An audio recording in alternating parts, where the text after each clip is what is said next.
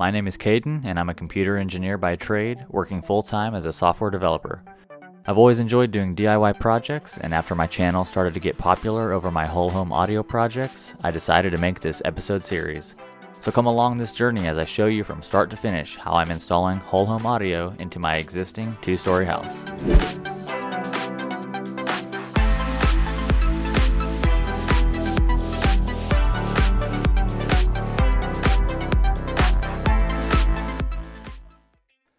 Alright guys, day number 2 here.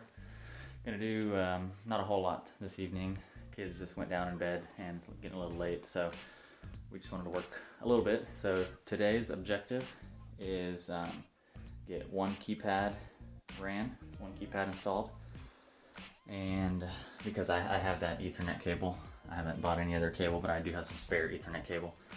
So first, before we get that ran, most importantly, we need to get the hole cut down here, the access hole, for both of these amplifiers. So that way we can fish our wire up the wall and then over to that keypad. So we're starting with the easiest room first. So we're gonna make my wife cut the hole. She's never done this before. So let me flip the camera around and see how this goes. So I've already pre-marked.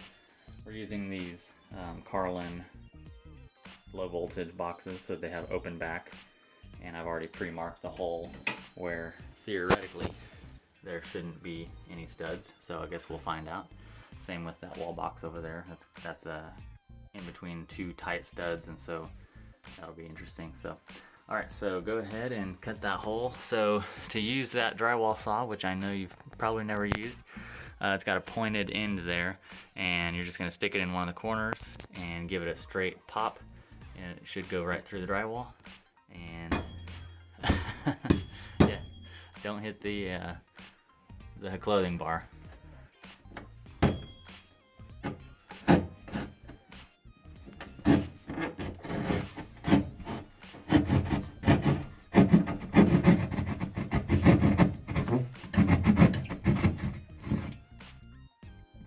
Was it kind of hard?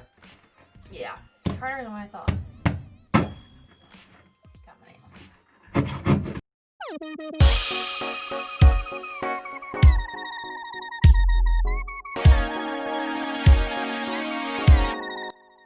Working up a sweat? Yeah.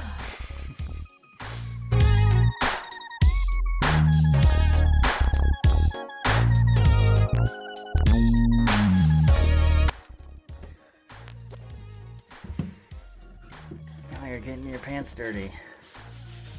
All right, so that is good. I know straight lines. I know, that's an open hole, so we didn't hit any studs, so my calculations were decent. So now we can replicate that hole right here. All right, so let me go ahead and mark that hole.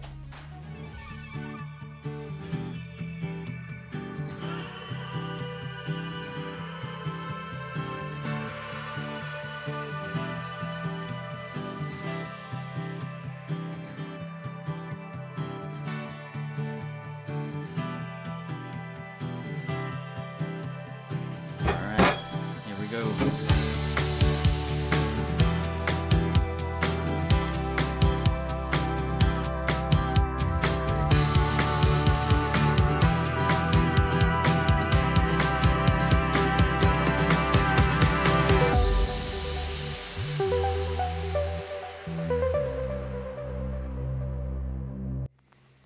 Alright, so you might be wondering, how am I going to be able to perfectly figure out in the attic where this part is, because remember, I want to drill through the top plate and just come straight down.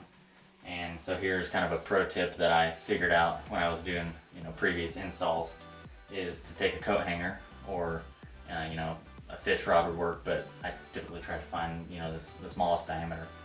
And what I found that works really well is that you take this coat hanger and you go up onto the ceiling right here where you want to be directly at in the attic, and you just stick it through the drywall ceiling. And what that will do is, if for some reason this becomes the area that you don't want to be in, or you poke it through and you get up in the attic and it's in an area where maybe you can't get to or whatever it may be, you can just simply take some putty and you can close up this little hole right, super easy. So basically it just makes it really easy and quick to figure out where you're at, but at the same time you can recover yourself if you need to patch it up. So I'm just gonna go right above here and stick it through the ceiling. Sometimes it's kind of hard.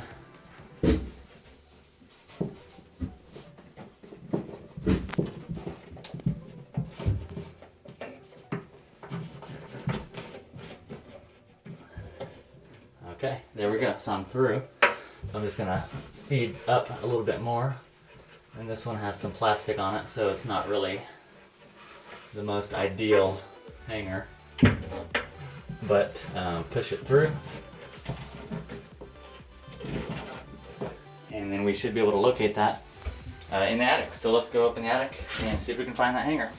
All right, so here is the hanger popping up right here. So we are way over in the attic, up in the corner. So the top plate is right about here. So you can actually hear the difference. So if I knock right here, you can hear that this is solid right here. So we're gonna drill right about here. All right. So let's go ahead and start drilling and hope that we don't pop through the ceiling, because then that means you didn't get over far enough. So then that just means you just got to do a little extra work, but you got to think that that wall to that closet, it is running this way, and then we had the edge of the closet, which is running this way. So there's a top plate underneath here for that wall, and that's what we want to drill through.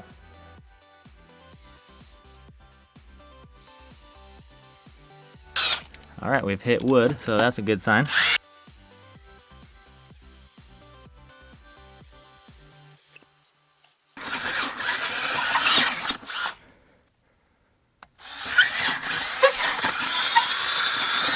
Okay, and I can actually see the light down there, so that's a good sign.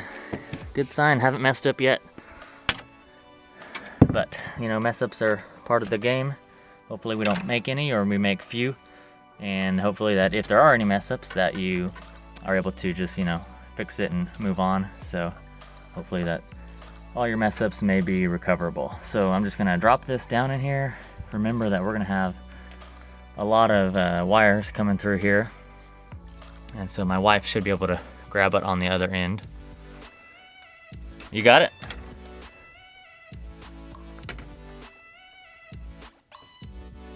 You got it? All right, my rod's not long enough, so you're not gonna be able to send it back up to me. So just go ahead and pull the whole thing out. I thought the rod was long enough, and apparently I was wrong. So I need to go attach one more fiberglass piece to that, so that way I can still have that coming up here. And so I just need to attach one more piece to that, and then I gotta get back up here and poke it back down. But we're good. We got the hole drilled, and we're able to see right down, so we can get our cables down all around and wherever we need to be. So looking good so far. Round number 2 going down.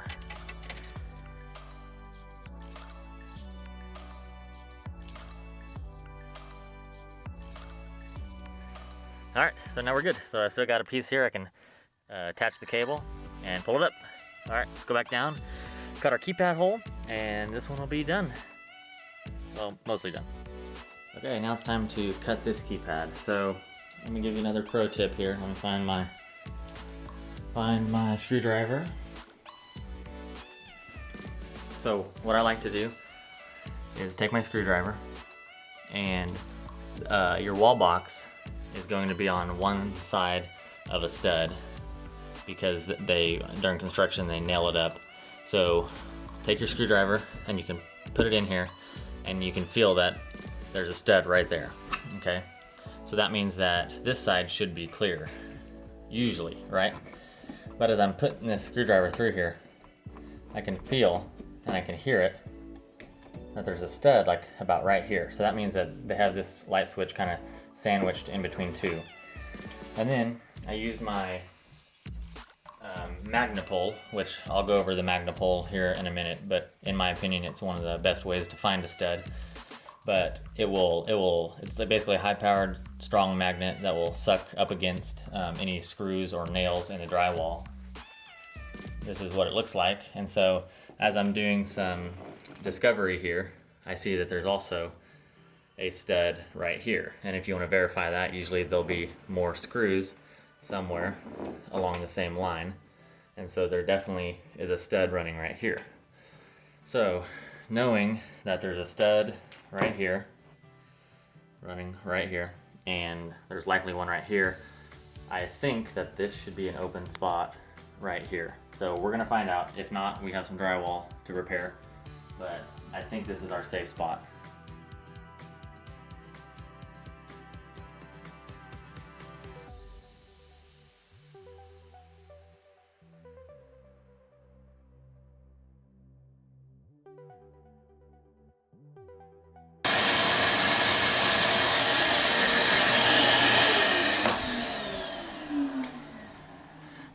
All right, there we have it. So there's our stud right in there. And what's on this side? Looky there, there's another stud. So we hit it right where we needed to be. So go ahead and hold that. And this is the kind of drywall low voltage mounting bracket that I'm using. So I used to use those orange Carlin ones, the same ones that we're using in that other closet, the double gang one. And I used to use those orange ones for these. These are new ones. I've never tried these before. They're thinner, and so the way these work is the tabs will fold back, and then there's two screws that will take these tabs and suck it up against the wall. So looks like maybe I need to cut out just a little bit more, but that tab will flip down. So let me just cut out a tad bit more here.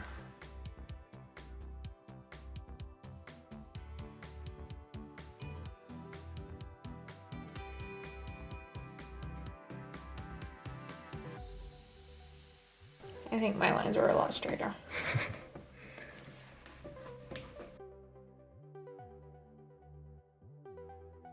Yeah, this is an ugly box, ugly cut, but it'll get the job done. Okay, make sure we're gonna sit flat. I think we are. Is it hitting on something? I think once we screw it in, I think it'll be all right.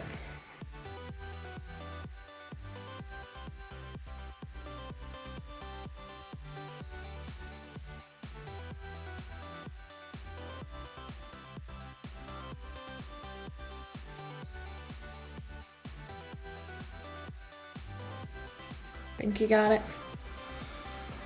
Oh, I think so. I don't think we got a choice. I think that's about the best it'll be. Hopefully these rings go a little bit better throughout the project, but here's how the keypads will look by holding up.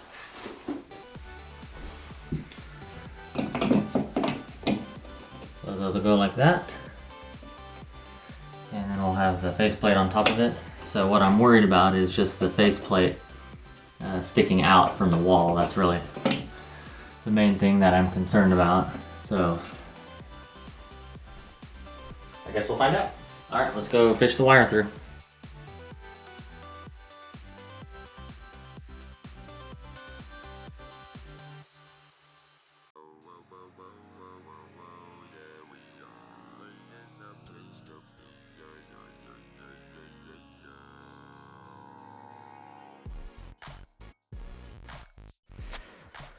Okay, so here's this hurdle number one. So I've got the cable coming from over here, from the closet, and then I kind of tucked it nicely in this area right here. And this is where we need to be. So my hanger, it popped up right here, and here is the problem, which I already found the solution to, but it's just a little extra work, and it's not ideal. But of course, you're going to run into some unideal situations like this. So what's the problem is that this is the light switch where I am putting it beside. So the problem is that I need to drill about right here, but underneath. And this board is not the problem. The problem is my heating and air conditioning coil, which is feeding this furnace upstairs. So I don't want to. You don't want to touch these or move these. It's not that they're, you know, there's not electricity or anything. It's just that water and Freon. The problem is that you just don't want to touch these, because if you somehow damage it or it springs a leak, then they basically have to run a whole new line, and I don't want to have to incur the expense of that. So you don't want to move these or touch these. So luckily the solution to this is that this is the furnace room right here, and actually the ceiling is not, it's not a finished drywall ceiling, even though it probably should be. It's not against code or anything, but it would help keep out some of the heat in the summer and cold in the winter. But I've went ahead and I've poked it through there, and we'll go downstairs, and I think we're done up here for tonight. So you can see it in the furnace room, and what we're gonna have to do is basically come through the side and from behind, and we'll be able to get the cable through there.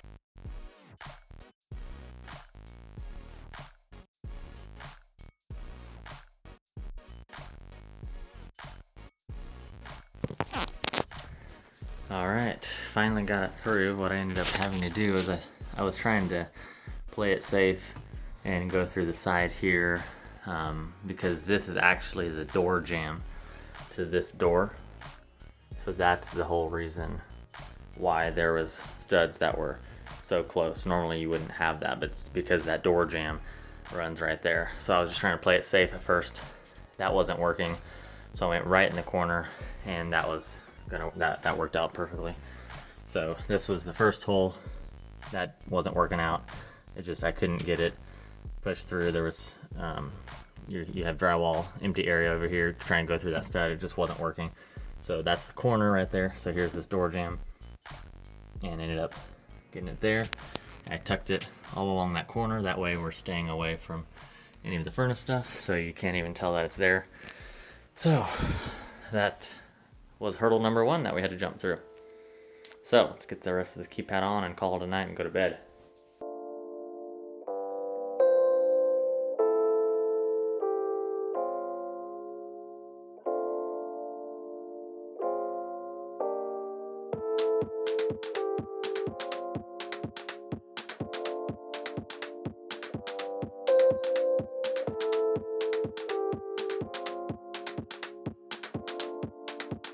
Time to put the switch in the wall finally. So before we do that, we need to make sure that we set these switches on the back to the correct zone. Okay.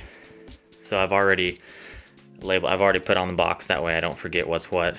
But for the first 6 zones, for the next 6 zones, you just treat, zone 7, 8, 9. You'd address it on the keypad as if this was zone 1, 2, 3, 4. So this is the upstairs master bedroom. So this is going to be zone 7, which on our slave is really going to be addressed as zone 1. So for zone 1, as you can see on the back, we need on, off. So I need to set these to up, and down. And then I'll be able to put this in the wall. There you have it. That's the finished product. Got on the wall, looks great. I love these new style of faceplate where there's no screws. It's the snap-on kind, so I really like that. But all right, one keypad down. Gonna keep on working and getting more done. So if you haven't already, like and subscribe, hit that bell icon, and we'll see you in the next video.